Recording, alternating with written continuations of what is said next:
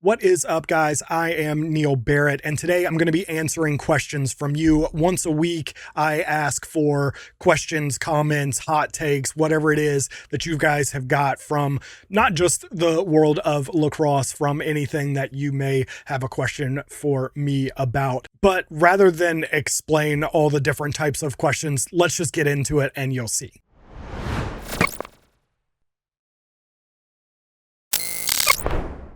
The first question comes from Anything Lax Show, who asks, who are the 8 teams that you have making the playoffs this year? This is a really funny question because we were literally just talking about it last week on The Runout. Episodes available wherever you listen to podcasts. And in just 7 days, it feels like the answers may have already changed. So let's run through who I've got. At this point, I think it's pretty much a lock that Saskatchewan, Colorado, Vancouver, and Georgia are making the playoffs. Probably in that order as well, but it's really spots 5 through 8 that are somewhat in flux. I think 5 and 6 are almost definitely going to be San Diego and Ottawa, but that's where it starts to get really tricky. Just last week, I had Toronto and Rochester in those final 2 spots, but Rochester is on a 4-game losing streak, including their most recent loss to Ottawa, where they didn't look particularly good, and I could see them sliding out of the playoff picture completely. Toronto, on the other hand, I think has looked fairly good, but they have a very, very tough schedule down the stretch. And again, I don't think it's going to be that hard to see them sliding right out of the playoff picture. Buffalo is still Buffalo, and while they haven't been anywhere near the standard that they themselves set, they are still a very capable team, and you would expect them to make a push for the playoffs. Halifax is another team that is going to be capable of making that kind of push. Have we seen it to date? No, but it doesn't mean that it won't happen down the stretch. That being said, if pressed right here, right now, today, I would say that Toronto and Buffalo take those final 2 spots. But as always with the NLL, I may have a completely different answer next week and the week after that and the week after that, and who knows where we'll end up 8 weeks from now. Speaking of the Buffalo Bandits, the next question comes from Banditland fan who said, I never thought I'd see the Bandits lose 4 in a row and be sitting at 4-5 in February. Is the championship window officially closed for this core? I think it kind of depends on what you're defining as this core. Dane Smith and Josh Byrne still have plenty of years left to go win championships. So if that is the core of this team, then no, it's not closed by a long shot. If you are expanding that to include Matt Vince and Steve Priolo and a lot of those guys that have been around for this entire dynastic run, then I would definitely say the championship window is closing. We'll have to see what takes place over the next couple of weeks, but I'm almost at the point where I'm ready to say anyone not named Josh Byrne and Dane Smith is eligible to be traded. We might just be at the point where taking a year or 2 to rebuild this team around Dane and Josh is a better option than continuing to try to move pieces in and out and plug and play and build a championship roster that way. That being said, the Buffalo Bandits are the Buffalo Bandits for a reason, and you would at least like to think that players, coaches, and GMs of this caliber will figure it out. Moving on, Adam Kokas, I hope I said that right, and I almost definitely didn't, asks, does Manchester United finally have you reeled back in? Manchester United never had me reeled out. A lot of people like to gatekeep fandom. I'm not one of those people. I think that there are basically 2 requirements for being a fan of a team. One is that you pick a team, doesn't matter what the reason is. I don't care if it's the colors or the logo or your favorite player played for them, or it was your father's team or your mother's team or your brother's team or whatever. Pick a team, doesn't matter. And number 2, stick with them. Support them in the good times, the bad times. That's it. Those are the only 2 requirements for fandom. And I have been there for Manchester United's highs. In 2008, when we won the Champions League, I ran up and down the halls of my dorm screaming at the top of my lungs. And I have begrudgingly watched through the last 12 years of us being mediocre at best, including all of last season when we finished 15th. So I have never, ever wavered in that. But to answer the question that you're probably asking here, yes, they have given me a bunch of hope for what this team could accomplish and where they can go from here. The issue, of course, being that right now we have Michael Carrick as a caretaker manager, and they either are going to hire him at the end of the season, which comes with its own set of doubts considering that we just did that with Ollie. And while there were some great highs there were also some low lows, and no one wants to repeat that history. We want to keep building from there. Or we have to hire someone else that's going to come in and make their own changes and implement their own systems and techniques. And that is always something that is going to be a bit nerve-wracking on whether or not it will or won't work. But yes, I am absolutely hopeful about what the future for Manchester United looks like. Casey Dull asks, who do you have winning the PLL Championship Series? This is such a fun question, and honestly, I think the answer changes every single time I look at the rosters. If I was ranking the rosters on paper, I think that the Denver Outlaws roster is considerably fourth. They may end up being the kind of whip snakes of this season's championship series, where they don't really have much going for them and are not going to win any games. After the Outlaws, I think there is a fairly sizable gap, and you can make an argument for any of the remaining three teams winning. It's really hard for me to believe that an Atlas roster containing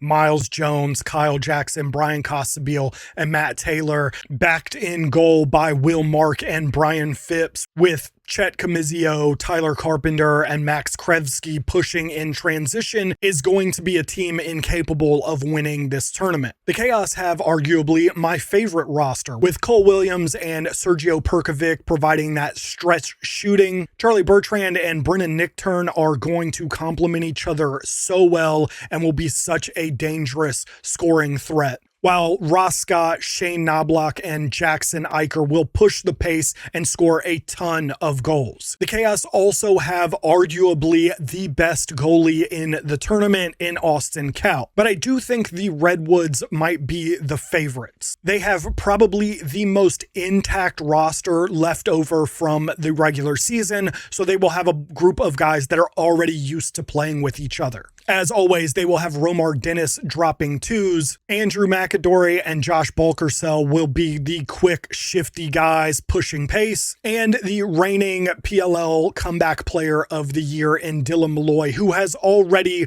led a team to a championship series championship with the Chrome in 2023. I think the Redwoods have to be my choice here. That being said, I'm not going to be hugely shocked to see either the Chaos or Atlas pull it out. Moving on, we have Big Ten Laxer, who says, the NCAA just needs to move the start of the season to March. It feels like we're losing the most important non-conference matchups to snow. Honestly, I think a lot of this conversation is much ado about nothing. Yes, we had a particularly brutal winter this year, but that's not something you can bank on every single year. And the most common fix that I hear for this is to start games on February 14th. Here in New England, where I currently live, we are expected to get another 5 to 10 inches this weekend. So even if the season started on February 14th, we would still be dealing with these kinds of cancellations. Another fix that you often hear for this is to start the season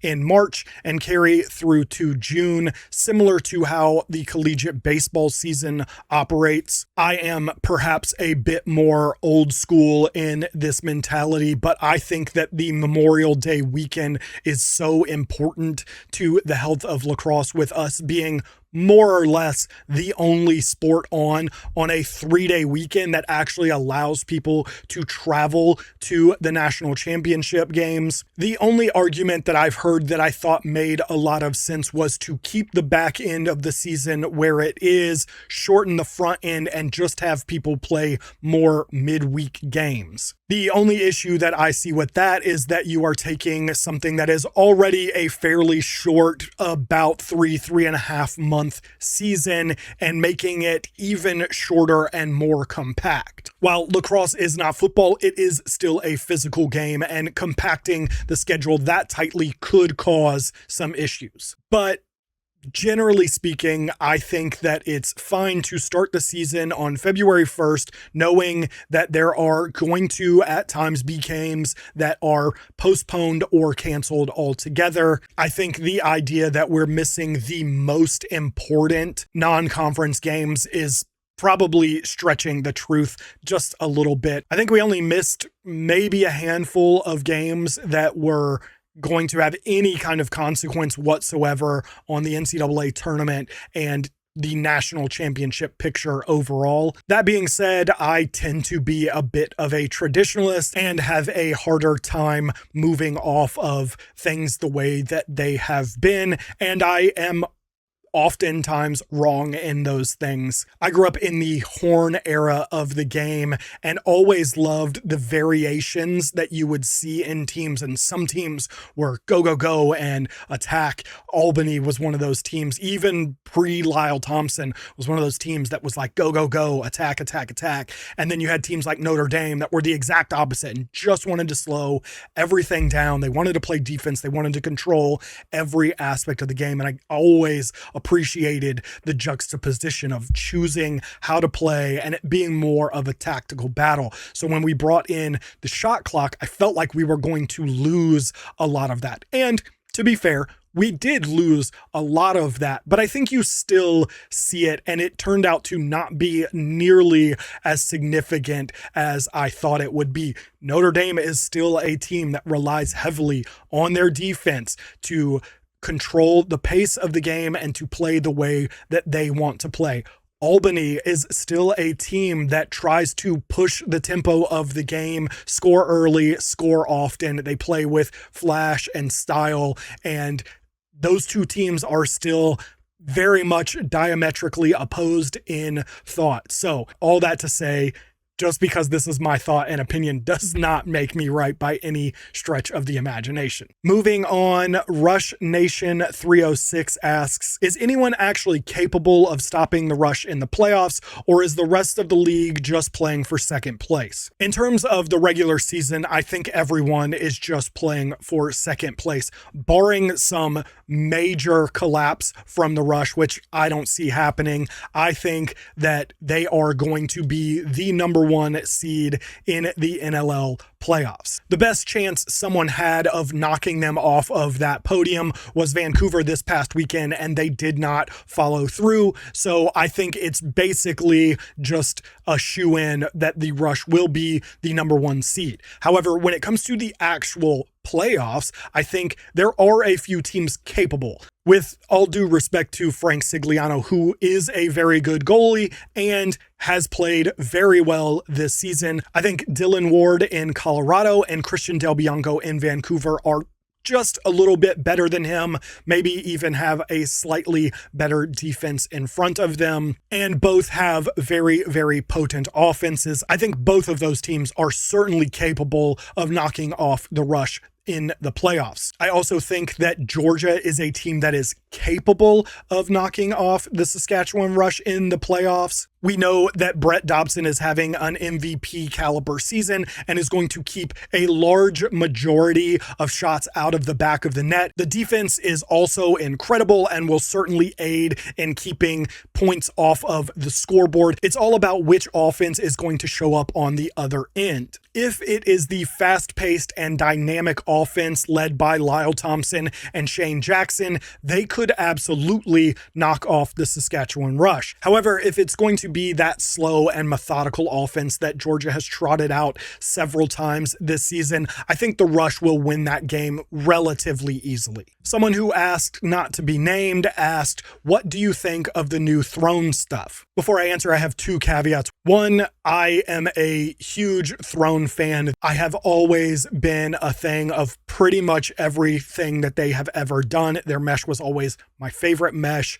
I loved their dies. I loved their YouTube channel. Pretty much everything that Throne did, I loved. So there will always be some level of internal bias on my part, no matter how much I try to be objective about these things. And the second thing is that I don't currently have any of the new stuff in hand. I haven't even seen it in person. The closest Lacrosse Unlimited to me is a little over an hour away, and I have not had the ability to run down there and get my hands on the gear. So take everything I'm about to say with a grain of salt, but I personally have really loved everything that they have done. Most important to me, it still feels like Throne. Everything that they have done still feels like Throne Lacrosse to me, maybe just elevated a level or two. Also, as a bit of an old school lax guy, I love that there are metal shafts. I always play with sci-ties and scandium metal shafts, which are becoming increasingly harder and harder to find as carbon takes over the industry.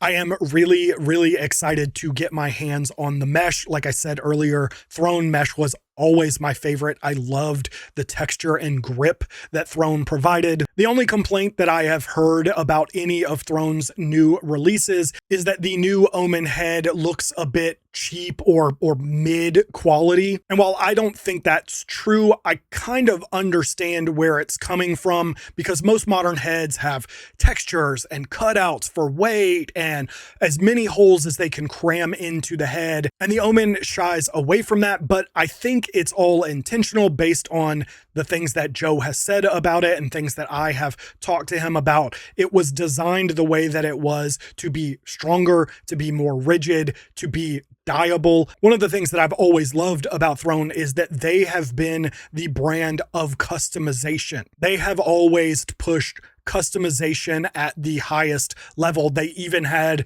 their own dyeing powder for a long time. So while I can, again, sort of understand the thought that those are cheaper looking heads, I think it was done intentionally in a way to make a head that met a bunch of different needs while providing superior performance as well. JaxLax92 asks, is Joey Spallina a lock for the #1 pick in the PLL draft? Yes, comma. I think that Joey Spallina is the #1 pick. The question that I have is, do the Archers need him? And I have diverging thoughts on this. On one hand, I do believe that Joey Spallina is a #1 caliber player where you go and pick him and you figure out how to fit him on your team. On the other hand, I think that the Archers are going to view last season as a fluke. They won back-to-back championships, and then last year, for several reasons, mismanagement, injuries, schedule probably, they plummeted from first to worst. And I think that the Archers are going to look at that season as a fluke, and I think that the Archers will look at this season and think that they will be much closer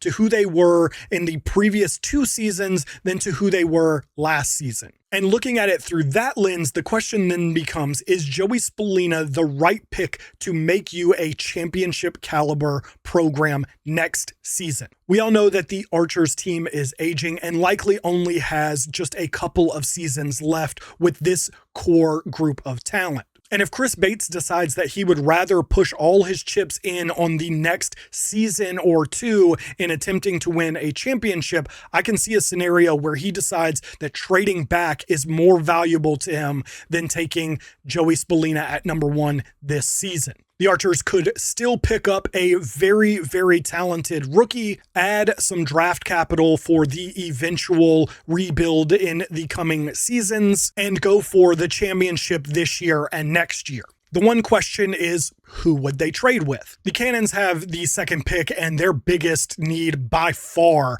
is on the defensive end. With the injury to BVB just before the start of the season, it looks like Will Shaler is basically a lock at number 2 to go to the Boston Cannons. So they don't really have a reason to trade up. The Philadelphia Water Dogs are in a similar situation, but for very different reasons, as they have one of the most stacked attack rosters in the league. Finding enough space on the field for CJ Kirst, Michael Sowers, Kieran McCardle, and Jake Taylor was already difficult enough last year, but they are also getting Zed Williams back this summer. And while there's a very good chance that one or two of those guys leaves the Water Dogs before the start of the season this summer, adding Joey Spallina into that mix is just going to remuddy all of those waters. But the Maryland Whipsnakes at the 4th pick actually make a ton of sense. Their current attack room consists of Aiden Carroll, TJ Malone, Rob Pennell, and Matt Rambo. Matt Rambo only dressed for 6 games last season and put up a career low 4 points. And RP3 was a healthy scratch twice this season, with the Whipsnakes electing to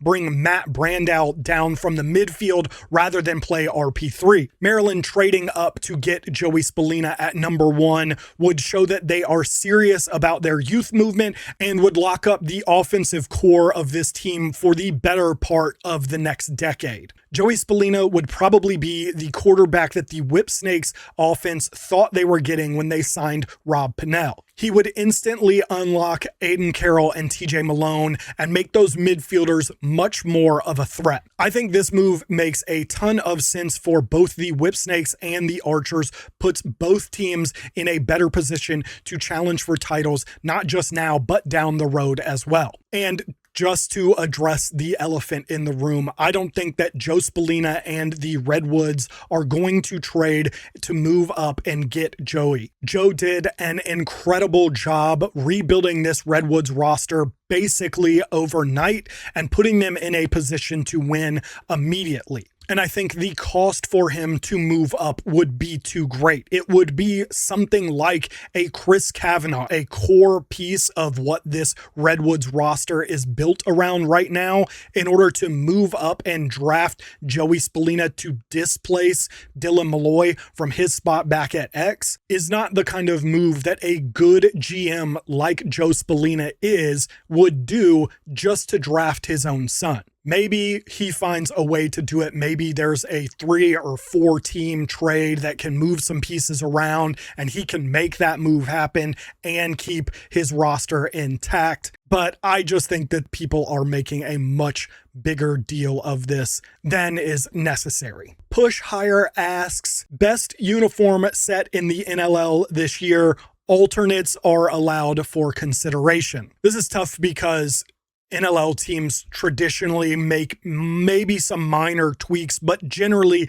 keep their uniforms fairly consistent year after year. And at this point, even the one-offs, the special edition uniforms that they do, are pretty consistent year after year. You know that a lot of teams are going to do an Indigenous Heritage jersey. You know that everyone is going to do a Marvel jersey. You know that a handful of teams are going to do Tucker Out Lymphoma jerseys. So there isn't a huge variation from year to year in terms of uniforms like there is in the PLL. One that is the same thing year after year, but remains at the top of the list because it is just so good every single year, is the Toronto Rock. By far my favorite uniform. Something about it feels like it has always existed. It's really funny to see highlights from like the late 90s and early 2000s and see them not in that uniform, because something about their current uniform feels like it has always existed and yet also feels fresh and new. So top tier for me is the Toronto Rock uniforms. For me personally, and I know a lot of people are going to disagree, right up there with the Toronto Rock is the Vancouver Warriors. I absolutely love their uniforms. I will, again, admit a little bit of bias.